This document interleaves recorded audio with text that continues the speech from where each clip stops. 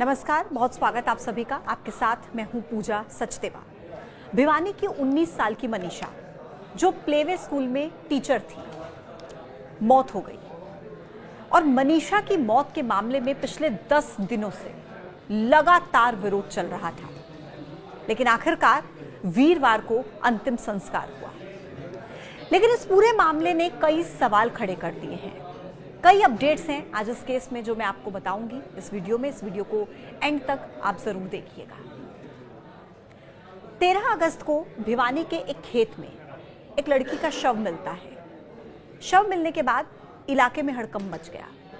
Police ने अपनी जांच शुरू की। फिर पता लगा कि एक लड़की का शव मिला है जिसका नाम है मनीषा, और ये लड़की 11 अगस्त से लापता थी। परिवार के लोग उसकी तलाश कर रहे थे। मनीषा एक प्ले स्कूल में टीचर थी। 11 अगस्त को वो निकली थी, स्कूल से निकली थी, लेकिन उसके बाद वो अपने घर वापस नहीं लौटी।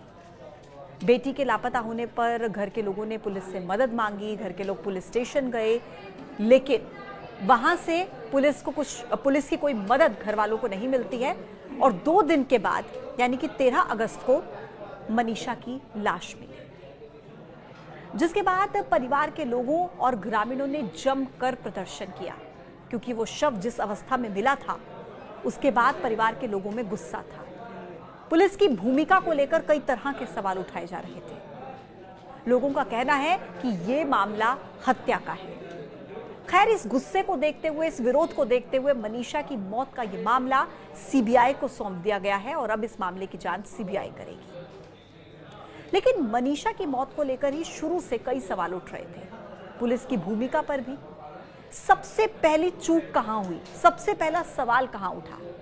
11 अगस्त को जब मनीषा लापता हो गई, परिवार के लोगों ने पुलिस को शिकायत दी कि बेटी घर नहीं लौटी है, लेकिन पुलिस ने कोई एक्शन इस पर नहीं लिया। कहा कि बेटी बड़ी है, जल्दी वापस लौट आएगी। फिर 12 अगस्त को पुलिस केस तो दर्ज कर लेती है, लेकिन मनीषा की तलाश में पुलिस ने कोई सर्चिंग नहीं की, कुछ नहीं किया। अब इस मामले में पुलिस ने 2 दिन तक कोई पहल नहीं की। फिर पुलिस को कुछ लोग ये जानकारी देते हैं कि लोहारू के सिंघानी गांव में नहर के पास खेतों में एक शव मिला, और जांच में पता लगा कि ये लाश ढानी लक्ष्मण की बेटी मनीषा की है। शव की शुरुआती जांच हुई, जिसमें कहा गया कि मनीषा की बेरहमी से हत्या की गई। बेटी के हाल को देखकर ग्रामीण परिजन सब भड़क गए, और फिर भिवानी अस्पताल में पोस्टमार्टम हुआ, जिसके बाद परिजनों ने मनीषा का शव लेने से इनकार कर दिया। मामले ने खूब तूल पकड़ा। पुलिस की लापरवाही की खबरें उजागर हुई। तो नायब सैनी सरकार ने एसपी मनबीर सिंह को पद से हटा दिया। लोहारू थाने के 5 पुलिसकर्मियों को इस पूरे मामले में सस्पेंड कर दिया गया। 5 दिनों तक इस पूरे केस में धरना प्रदर्शन चलता रहा, और फिर अचानक से 18 अगस्त को इस मामले में पुलिस ने यह दावा किया कि मनीषा ने आत्महत्या की थी। कीटनाशक खरीदकर पी लिया था। सुसाइड नोट भी एक वायरल हो जाता है। हालांकि पुलिस ने इस नोट के वायरल होने पर ज्यादा कुछ नहीं कहा, लेकिन परिजन फिर भड़क गए। रोहतक पीजीआई में शव की जांच में पुष्टि रेप की भी नहीं हुई, जिसकी आशंका पहले जताई जा रही थी। देखिए, जो मनीषा की संदिग्ध मौत का मामला है, ये पहले से ही सवालों के घेरे में रहा है। 3 बार इस केस में पोस्टमार्टम किया जा चुका है। मनीषा के परिवार के लोगों की 2 मांगे थी। एक, इस मामले की जांच सीबीआई करे, और दूसरी, दिल्ली एम्स से पोस्टमार्टम होना चाहिए, और दोनों ही मांगे पूरी हो चुकी हैं। मुख्यमंत्री नायब सिंह सैनी ने बताया कि इस केस को सीबीआई को सौंप दिया गया है, यानी इस केस की जांच अब सीबीआई करेगी, और एम्स में जो है पोस्टमार्टम भी किया जा चुका है। पहले 13 अगस्त को भिवानी के एक अस्पताल में सबसे पहला जो पोस्टमार्टम है वो किया गया, और उसमें यह आया कि त्वचा छिली हुई थी, जैसे नोची गई हो, पेट फूला हुआ था, बच्चादानी हल्की सी बाहर थी, बाहर की तरफ निकली हुई थी। ये पहले पोस्टमार्टम में कहा गया, और ये सिर्फ जो पॉइंटर्स हैं, मुख्य जो बिंदु हैं, वो मैं आपको बता रही हूँ। शव पर हालांकि मारने जैसे कोई निशान नजर नहीं आ रहे थे। अब कीटनाशक मनीषा ने पिया है ये क्योंकि कहा जा रहा था, तो ऐसे में कुछ झाग के निशान या खून के निशान होने चाहिए, लेकिन पहले रिपोर्ट में ये आया कि ऐसा कोई भी मतलब झाग का निशान या खून ऐसा कुछ नहीं मिला। हालांकि गर्दन पर 29.5 × 16 सेंटीमीटर का घाव जरूर था, 29.5 गुना कर दीजिए 16 सेंटीमीटर का ये घाव उसकी गर्दन पर था। यानी कि 48 घंटे के बाद जो रिपोर्ट सामने आती है उसमें जो मामला है वो कहीं ना कहीं हत्या जैसा लग रहा था। लेकिन सवाल ये थे कि जो पहले पोस्टमार्टम में शव की हालत बताई गई थी कि 48 घंटे के अंदर ऐसी हालत हो सकती है। परिजनों ने कहा कि ये हत्या है। फिर दोबारा से 15 अगस्त को स्वतंत्रता दिवस के दिन दूसरा पोस्टमार्टम इस केस में होता है और दूसरा पोस्टमार्टम होता है पीजीआई रोहतक से। उसमें था कि जो घास फूस थी वो बालों में फंसा हुआ था, चेहरे पर जो त्वचा है वो सड़ चुकी थी, आंखें धसी हुई थी। हालांकि पहले रिपोर्ट में कहा गया था कि आंख जो थी वो गायब थी, लेकिन दूसरी में कहा गया कि धसी हुई थी। रीढ़ की हड्डी में इंजरी की बात दूसरी रिपोर्ट में कही गई। कहीं खून या सूजन नहीं थी ये भी हालांकि कहा गया।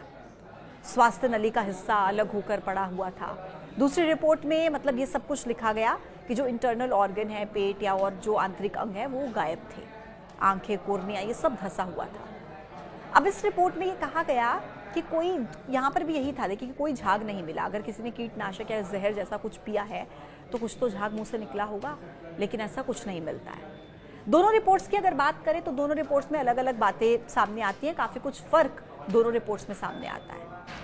वहां की रिपोर्ट में ये मामला कहीं ना कहीं आत्महत्या में तब्दील होता हुआ नजर आया। जहर खाने से मौत की बात कहीं ना कहीं सामने आ रही थी। हालांकि पीजीआई रोहतक के डॉक्टर ने कहा कि मनीषा के साथ कोई दुष्कर्म जैसी घटना नहीं हुई है।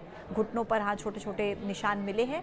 शरीर के अंग के टुकड़ों की भी जांच की गई है और गर्दन पर जो निशान मिला है लग रहा है कि जानवर ने काटा है। लेकिन इसके बावजूद मनीषा के जो परिजन हैं वो माने नहीं और उन्होंने कहा कि ये पोस्टमार्टम दिल्ली के एम्स में होना चाहिए और फिर दिल्ली के एम्स में पोस्टमार्टम होता है।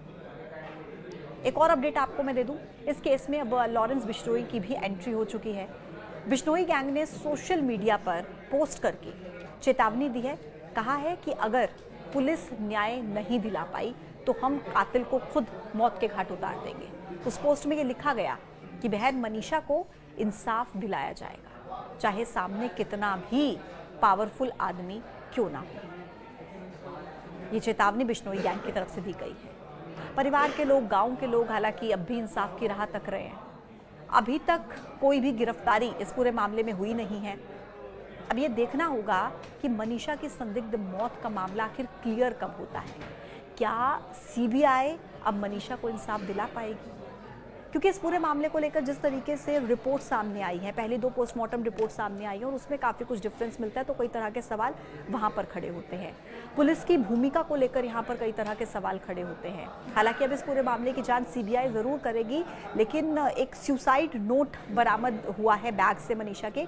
ये बात पुलिस की तरफ से कही गई थी कि उसमें कुछ आधार कार्ड और अन्य डॉक्यूमेंट्स भी मिले और एक सुसाइड नोट भी मिला है, जिसको लेकर मनीषा के पिता ये कहते हैं कि मेरी बेटी अंग्रेजी में नहीं लिख सकती है और मेरी बेटी आत्महत्या नहीं कर सकती है, ये मैं दावे के साथ कह सकता हूँ। लेकिन उसके बावजूद अभी तक इस पूरे मामले में कोई गिरफ्तारी नहीं हुई है।